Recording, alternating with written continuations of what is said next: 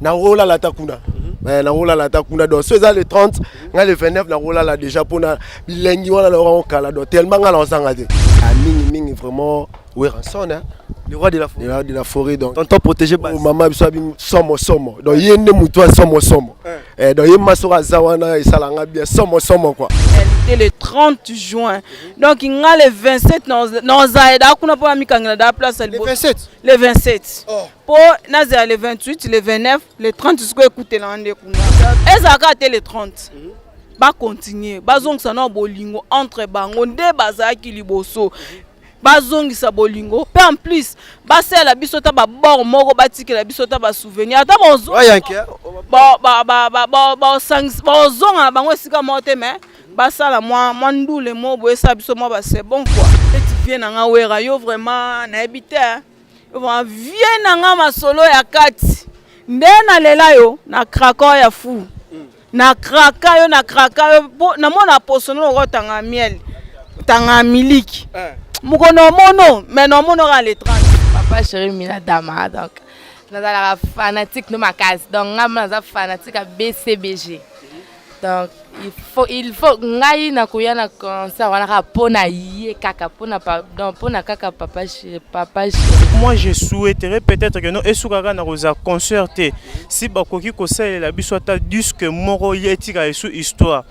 Non, wenge 4x4 til lelo natika ko moya batu te oyo baluka ba effacer image wana. Le col événement lisusu ezongi encore pour la seconde fois. Doza vraiment ya ko sepela. Moi je dirais que ça méga concerté, mais ça terra concert. Voilà. L'équipe méga. Voilà. Doza maintenant l'icolo maintenant ya méga parce que basale l'abso déjà ba méga concert plusieurs fois. Bah événement aussi à danger. Wera lui-même a fait aussi des méga concerts. Mais ce qu'on peut imaginer maintenant entre Wera et JB fusionnant encore pour la seconde fois. Écope c'est sous gigaté. On a trouvé une étape aussi, il y a des terabytes aussi. Mansa Musique et Primus présentent le concert de l'histoire, le show de la réunification. Wenge Musica 4x4 BCBG, 25 ans après, ils seront tous là.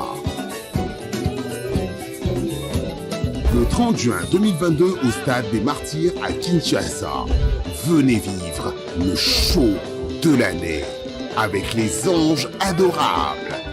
Wenge Musica 4x4 BCBG. Y'a Bisso Wenge. Prix 5 000 francs congolais.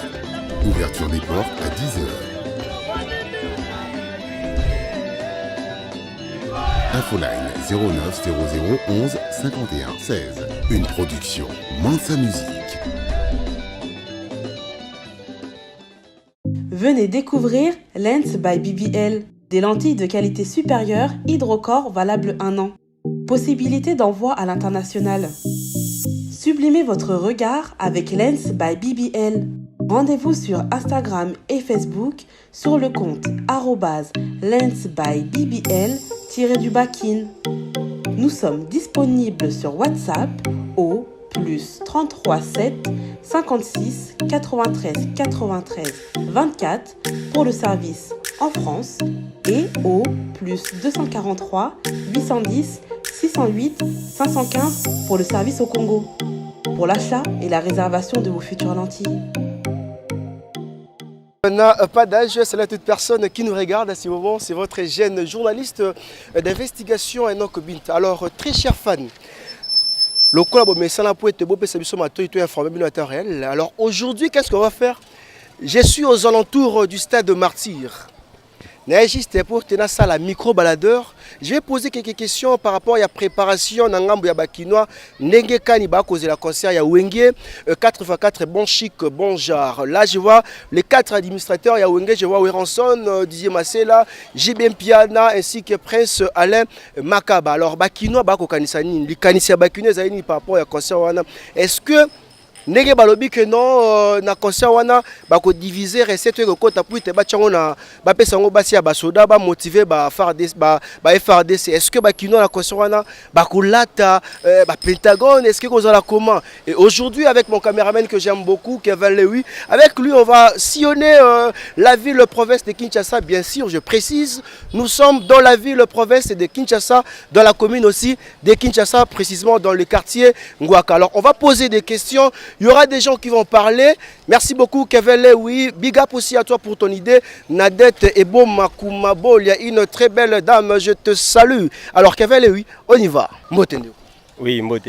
Bonne santé. Oui, Nangolo Nzambe Toza. Nangolo Nzambozani. Oui, oui. Santé en forme toujours, soit il y a moi ou comme ça, on est au bangi, ou comment était comme ça. Non, je suis à l'aise, très à l'aise, comme tu me vois dans Nazar. Alors, après des années, Wenge Ezaki Bongo Yakopanzana, na 2004, Baluka Kaite Basangisa Bango et Simbakite. Na 2009, le sous Baluka Basangisa Wenge pour que Babeta concert et Simbakite. Alors, Nabokasi Yamadou Djabi Azali producteur à Sangisi Wenge le 30 juin, Barobeta na stade de Marty. Likanisino Azali Papa à concert. Bon, Likanisina, ils étaient là au Rwanda au Zela. Ils étaient là au Zela, ça fait des années. Toyoka Bango Souté. Et puis, dans le orchestre de Panzana, aujourd'hui, on a eu les chances, pardon. Il y a que Sangana Susuna Bandeko, na Katia Sort de Martyr, pour vivre un spectacle. On a eu 4x4 tout terrain. Didier Massela, Jibem Piana, Ranson, Adolphe Dominguezi, ainsi que Blaise Boula et les autres. Alors, nous avons essayé de faire des Katia Stade pour vivre vraiment au Tubanda, Koyoka, na série Tozo. Tozoko la quoi. Est-ce que ça a idée à moi refrain à moi moko ya Wenge. Nakutani na bango na centre-ville. Bako les kana ko console, bako make bon voilà, c'est un peu hein donc où meli quoi. Nangam non est-ce que se préparer ndeni pour la console. Non, nangam nangai vraiment elo nazo sepela nango. Na kendika kana mona o banga bongisi pour na kopesa peuple congolais. Nabi que tozana mama kamwebe na kati ya mboka oyo eza moi comment je peux dire voilà. Alors tant sous temps ba beta ba ko consoler biso ba ko faire raisonner biso sous makambo eli kaka na ba newana quoi parce que toza sous na mission te au moins lelo oyo JB azana C azana baisse oui ranson azana baisse ba Blaise Boula kutu ya roloba kutu ezate mais grâce à Dieu ba zuli kanisia ko sangisa bango lisusu baza l'ensemble ba faire raisonner biso ba newana o bon bazala vraiment ko frapper na kati ya kini. Mais par rapport à la génération, nous avons une nouvelle génération Bafro-Congo, génération Bafro-Beat, génération Samarino. Est-ce que Bako s'adapter à la génération? C'est vraiment difficile parce que Bazabana Obabimi Lelo, Baye na ba image mususu o bisu to wanda ko zelate ke bako koya nango. Alors wana bazako to batakotanga te parce que na ba niveau wana vraiment c'est un peu difficile pour bakoma. Bazo basé mingi na oyo za bango bazo be lelo. Alors bango ba vie na biso ba pesa biso ba oyo za ki kalati lelo soko beti musique wana ozo sentir moi ke na yoki musique. Ya ko finga ezate na kati donc so bazana ba mes attentes na mozo eza pour na bango. Mais pour nous bato tozo ka ba fan na bango to anda ko ka ba message oyo zo ko édifier biso to zalama oyo toza. Mais ba petit na biso bimisika bazo ba beta biloko moko boye ya kitoko te. Na tika au mona te temps bazalaka ensemble danseuse moko la ta il a moko ya mukuse aux autres la TV. Danseuse pena bazalaka te. Oui, mais c'est le journaliste Bazaki donc il danseuse na bango zo ko ba nana sukali o nazoye ba na mona ke souté. Nana sukali zo la ta pantalon. Donc ozo mona ke lo ke tozo sala musala. Et aujourd'hui tozo mona ke no banana ba elibiso ba bilama moko ya ndambu. Donc ozo mona partir nzoto il a presque ni. Donc azaf mani. Azaf mani donc celui papa zo ta la TV na mona ozo mona ke pour ça kanga TV yondo ki mato mona ndatikala. Donc tous là qui vraiment na choisi. Mais si ko tozo mona ke ndenge wengi azobeta lelo. To mona ke tozo se référer mingi na ba newana. Alors bango peta ba mona ndenge wengi abeta balanda na image ya wenge balanda ndenge ba danser za wenge banda olata parce que ba bambiaka na bango. Donc c'est ça. Alors na lingo ta la caméra message no kopesa na Tutu Kaludji, le roi de Ndombolo. Tutu Kaludji, l'animateur que j'aime beaucoup. Nabi kezana ba animateur musu babima na identité mais bakoma te ndenge ozali. En tout cas Tutu Kaludji nayebi ke tant okoya okupesa biso ma ba bonne chose. Donc Tutu Kaludji nazo zela yo ngai idéologie nazo zelo aboko ko fungwama na kozala wana na kati ya stade na batu na ngai pour na soutenir Tutu Kaluji. En tout cas Tutu Kaluji na lela ya trop et un animateur mon côté o ACP lisanga lokola Tutu Kaluji. Vraiment as exemple moko boye ba artiste na biso bazoya lelo disons ba animateur bolanda Tutu Kaluji vraiment et ça bien. Wenge bakabwane ya tela 25 ans et puis aujourd'hui bango wenge basangani eloko libotuna liboso bosangani ya wenge et ko sala ndene et tant que yo zaka na époque wana. Bon d'abord biso toza génération wenge. Bon le fait que déjà les événements à wenge biso toza ba wenge man déjà c'est bon toza déjà toza vraiment à receper la makasi parce que ça fait déjà plus de 25 ans que baza ensemble était ba chanson na bango et manqué biso vraiment jusqu'à ces jours na continue toujours koyoka toujours ba blo on a biso nostalgie wana au wenge a la biso donc le col événement lisusu ezongi encore pour la seconde fois doza vraiment ya receper là moi je dirais que ça méga concerté mais ça terra concert. Voilà. L'équipe méga. Voilà. Tout ça maintenant l'icolo maintenant il y a méga parce que ça l'absolu déjà bah méga concert plusieurs fois. Bah événement aussi à danger. Wera lui-même a fait aussi des méga concerts. Mais ce que vous imaginez maintenant entre Wera et JB fusionner encore pour la seconde fois. Écope c'est sous gigaté. On a trouvé une étape aussi il y a terabyte aussi. Donc les événements terabyte aussi au wenge azozongi c'est la ngobiso lisu lelo. Donc présence aussi il y a Alain Prince aussi et c'est Pélisinga Maka ça fait vraiment un bon temps nayoki elisusuté. Bon yende vraiment cerveau na biso na wenge donc l'esprit wenge c'est Makaba.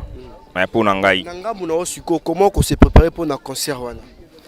Bon biso personnellement naza déjà na préparatif personnel parce que naza wengeman aussi na rozala un événement. Bon, tous la génération belé, basé belé, mais ça basé belé on a quartier aussi, tous ont mobilisé toujours les jeunes aussi, la génération absolue wenge, tous à un événement. J'aimerais que tu puisses regarder cette caméra. Un message pour Eko Kota l'animateur. Bon, pour l'instant, à un événement ou comment? À un événement. Voilà. Donc na sengi na ça matamulai. Toyoki Robert Eko Kotate. Donc tolingi suto revivre ye na mabiloko na ewano esala biso plaisir ebinisa biso tamulai to ressentir ye encore de nouveau mais na osenga esukara wana te na concert mais ba préparer les biso ata disque moko lisusu. OK. To senga moi disque et osala biso susu bien to yoka bango maintenant wenge donc ya sika na ba maele ya sika encore babakisi. C'est ça parce que tous en a wenge à années 80 années 90 mais à wenge 2000 Toyoki Bangote, mais Mamaele Bakisami encore na musique, c'est la psopé disque événement, Torozanga te Tozali, mais Tosenga pe disque il fait ça, la Toyoka animation sous Yasika, ya Robert et Kokota, Toyoka aussi ba guitare, ya Masela, Toyoki Patient Kusangila, Toyoki Bango tout donc c'est la orchestration sous Yasika, avec ba son Yasika, parce que ba message ça sur ba blog wana ya bien tokola ginango, Toyoka ngo lisusu. Cadre ya sika et au salab vraiment qui to relisu makasi mais pour un concert déjà tu assuré bango le 30 juin en fait pour moi nazomo nango eza concert moko historique parce que ça fait un bail tout mona ba grand leader wana ba sangani pour ba beta concert à bongo. Premièrement, je remercie celui qui avait d'abord pris l'idée là. Yako sangisa ba leader wana. Non, tu vois, même si on prie, mais on regarde aussi la musique. On suit aussi la musique. Batuana baza je peux dire que non baza le quoi drapeau il y a RDC na ba pays étranger, tu vois. Lorsqu'on regarde quelqu'un comme Papa Chéri Binadama, on regarde quelqu'un comme Weranson de la Forêt, on regarde Tata Mobich, Didier Marcella, donc tu sens que non, ce sont des grands. On regarde aussi Blaise Boula, tu sens que non, ce sont des grands. Alors, Kosangi Sabatouana, non, pour moi, l'idée vraiment est malam, ce sont des idées à soutenir. Et moi je souhaiterais peut-être que nous esukaka na rosa concerté si bakoki kosala la biso ata disque moro yetika esu histoire.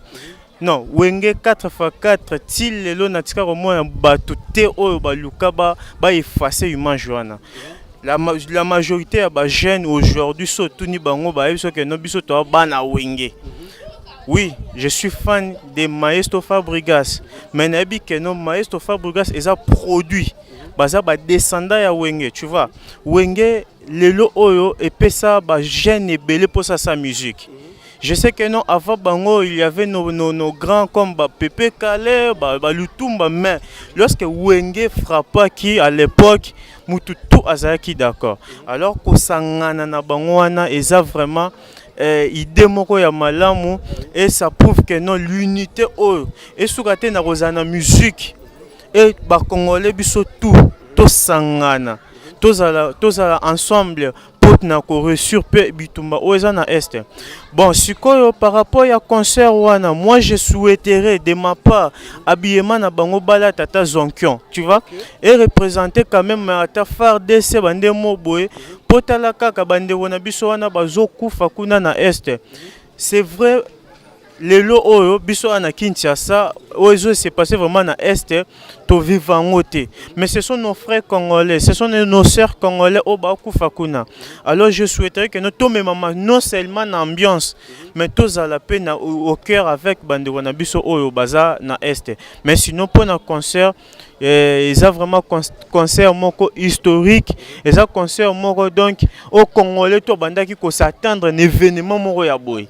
Et Nzambe a battu bango tout baza vivant et tout le monde n'a pas fiche déjà ndenge bango nyonso baza wana na se rappeler sous à l'époque tant banda tozana ba miketo ta bango na ba TV malheureusement banzemu na kanga te mais à moins ils ont vraiment concert moko au congolais to bando s'attendre na. Entouré de deux personnes, un monsieur très beau et une dame très belle. On va parler que de Wenge, je vous avais dit. Ici, c'est Wenge. Ici, c'est Wenge, je précise. Mais d'abord, je vais commencer par une dame parce que on aura toujours valeur aux femmes, bien sûr. Madame, bonjour. Bonjour. Bonne santé. Santé normale. C'est pas le gars, on a bien. Ah, merci beaucoup. Tu habites Paris? Non, non, c'est moi à Kin. À Kin? Oui. Voilà, c'est qui Paris. T'es bientôt Kaka. Bientôt, hein. Voilà, tout sous la Mamba Wenge. Vous savez, Wenge Bandé Panzana, alors le 30 juin, au Babé, un concert dans le stade des Martyrs. Nanga Mounayo, comment osez la concert? N'importe que il est bien vraiment, ils ont très chaud Kaka. Artiste tout, il y a grave, il y a somme basanga. Donc il faut que toujours wow. Artiste somme on est artiste ni oyo separa la Wenge. En fait, na sepela na Wira. Oui. On avait deux références, c'est pas la peine à faire. Peut-être qu'on a deux personnes, c'est pas la bonne. Deux wana Wira faire, c'est tout. Moi j'y bien bien. Ah, papa chéri aussi. Ah, tika boyko, tu sais. Donc c'est concert non ça. Concert wana, malheureusement nous a été pour nous côté pas sa bonté. Bat baleke belé oui, na ko supporter. Il y a vent, on se met bien na il y a vent, au côté non, c'est ça problème. So ils ont battu les bisons dans côté. Message na bateau ce que bota là au ba mamba concert au te yo lingo informé bon web ça bon. En fait bazala bazanga te pour nembi ke ezala trop waouh, ezala somo donc faut bazala kaka. Trop nini. Somo. Merci beaucoup. Thank you. Mesdames et messieurs, nous continuons. Ah, na mon système ya ba Jogo. Ouais, Jogo Shada R4 Mutunayo.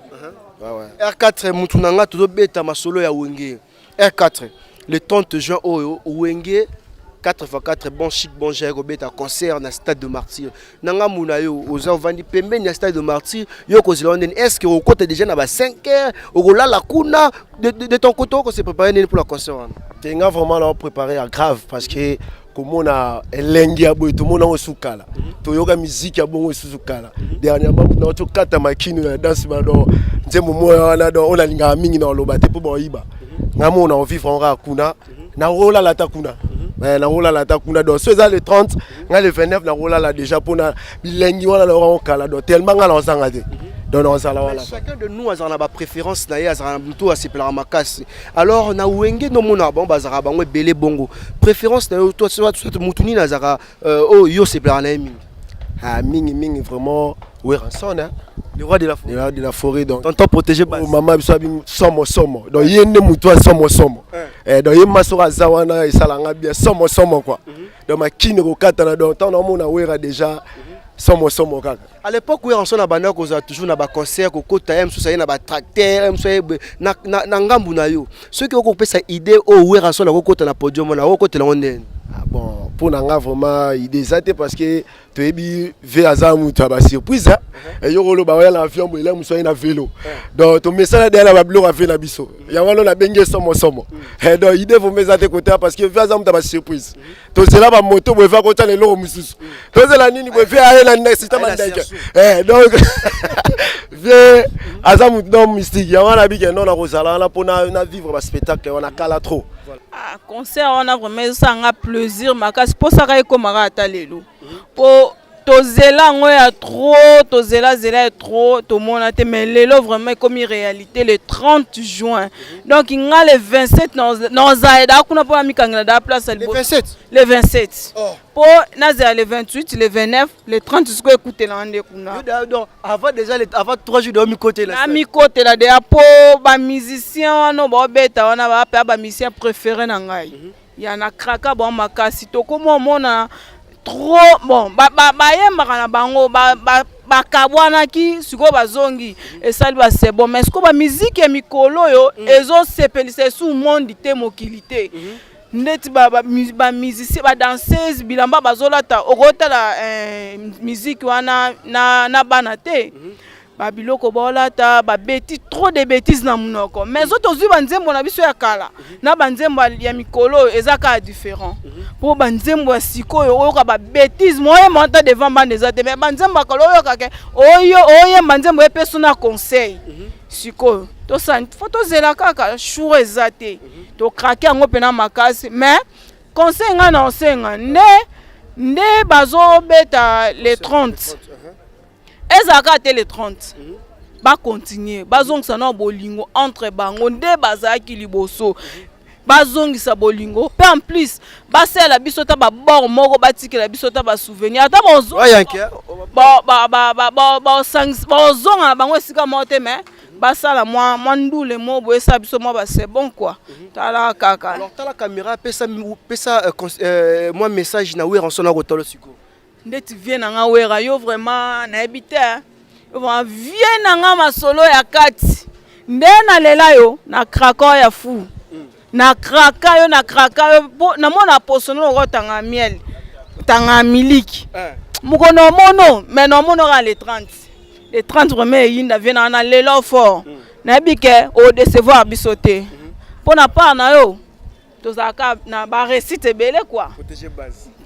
Ben oui. Il faut qu'on soit obligé.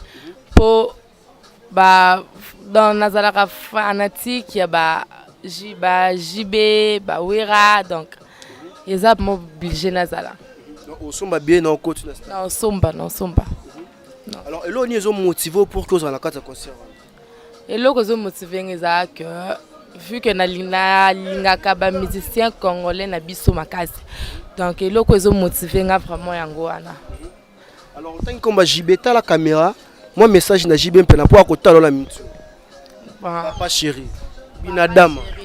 Papa chéri Minadama donc nazala fanatique no makasi. Donc nga naza fanatique à BCBG. Donc il faut ngai na kuya na concert wana ka pona ye kaka pona kaka papa chéri. Esili ndenge bato bakolaka wenge tozalaka nango kala na lelo eza différent sikoyo lelo bato baolobaka bakende wenge bien sûr est-ce que bato nyonso baokoka baza na possibilité oke wenge concert c'est normal mais bango basepeli est-ce que bato nyonso basepeli mpona bake kotala toyebi te nano concert yango eza ya mbongo eza ya ofele siko 5000 francs tolanda lokola ba jeune ya lelo ba mosusu kutu pa même ata 5000 francs par jour bazwaka yango te siko ye akoluka ka 5000 francs pona ke ko sepelisa ka wenge il fallait nano soki ezali ka population pe bango pe basepeli bakozwa pe na makasi ya okeko kota wenge bien sûr toboyi te wenge bango nyonso batie ezaka biso nyonso ezaka bato na biso ya kala mais siko na 5000 francs batie eza ebele po nde basangisaki bango ata biso toza la possibilité ya koloba ke te toke kotala bango kasi toza na ba possibilité te ya koloba ke na oluka nano matembele sikona ke koluka lisu 5000 francs oke kokota nango en tout cas eza passe. C'est nombreux en tout cas de regarder cette émission partout dans le monde, partout en tout cas. Merci en tout cas pour les appels, merci pour les commentaires. Vous savez que non, c'est boulot. Je le fais que pour vous. Ma passion, c'est vous servir. Ma passion, c'est vous informer en tout cas en temps réel. On a parlé que Wenge, vous avez suivi les hommes ainsi que les femmes. Ah ben, alors, c'est par ici que nous bouclons cette mission, cette interview.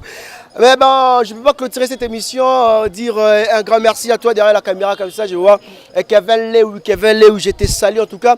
Merci beaucoup pour le travail. Je vois aussi Jolie Meta, la grande dame, elle s'est aidée. Jolie Meta, je te salue à passant en tout cas, une très belle dame, Jolie Meta, maman Jolie Meta, je précise bien, parce que je suis censé de préciser maman Jolie Meta, une très belle dame. Je vois aussi comme ça, Winnie Astronéma, je te salue. Winnie Astronéma, je vois mon ami Eric, malgré les noms, en tout cas, ça m'échappe un tout petit peu, mais quand même, je te salue, mon ami Eric. Mon vieux Denis. Mon vieux Denis, un ingénieur que je respecte beaucoup. Eh ben, je te salue comme ça, Jaya Lobita. Oh non, non! Jaya Lobita, je te salue. Je te salue aussi Clarisse Binta d'Angola. Clarisse Binta d'Angola, le cœur de Patti Odama. Un diamatisphère qui se respecte en tout cas. Merci beaucoup, Hermeline Binta Hermechou.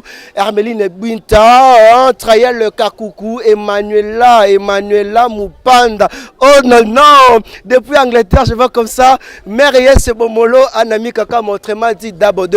Ah ben, depuis Grèce, je te salue, depuis Grèce. Olivier Sass, boulangerie à Bilamba, Olivier Sass. Depuis quelque part aussi, je te salue comme ça. Armani Balov, en tout cas, merci beaucoup pour les conseils. Trésor Bakalos, Nick Cheta, je te salue. Et puis depuis Soudaf. Je vois Preti Vanessa, ma cousine que je salue. Je vois aussi comme ça, parfum de femme, moi Nasuka, Yamama Mariette, Jancy Bavouide, je te salue. Ah ben, pour clôturer, c'est tellement chaud. Elle porte un nom tellement fabuleux, Elle a une taille faramineuse. Vous savez c'est qui? C'est Nadette Boma Kumabolia. Oh non, non, Nadette Boma Kumabolia. En tout cas, merci beaucoup pour tout, Nadette Boma Kumabolia. Nadette Boma Kumabolia. Je précise bien, Nadette et Boma Kumabolia. Depuis quelque part, Nadette et Boma Kumabolia. Merci beaucoup pour tout. Merci d'être là. Merci de m'assister. Merci en tout cas, big up à toi, Nadette et Boma Kumabolia. Quant à moi, je vous dis une fois de plus encore, ma maman chérie que j'aime beaucoup, Nicole Pemba, mon père que j'aime beaucoup, José Binta, oh non, non, Marie-Pauline Saabata. Merci quant à moi, je vous dis une fois de plus. La maison Stelman vous propose des prestations de qualité pour vos gâteaux de mariage, anniversaire ou autres événements. La maison Stelmag vous propose aussi des gâteaux personnalisés pour vos anniversaires ou autres. Contactez-nous au 06 63 30 36 83 ou encore au 07 81 83 15 74. Vous pouvez aussi nous contacter sur la page Facebook Hostelmac.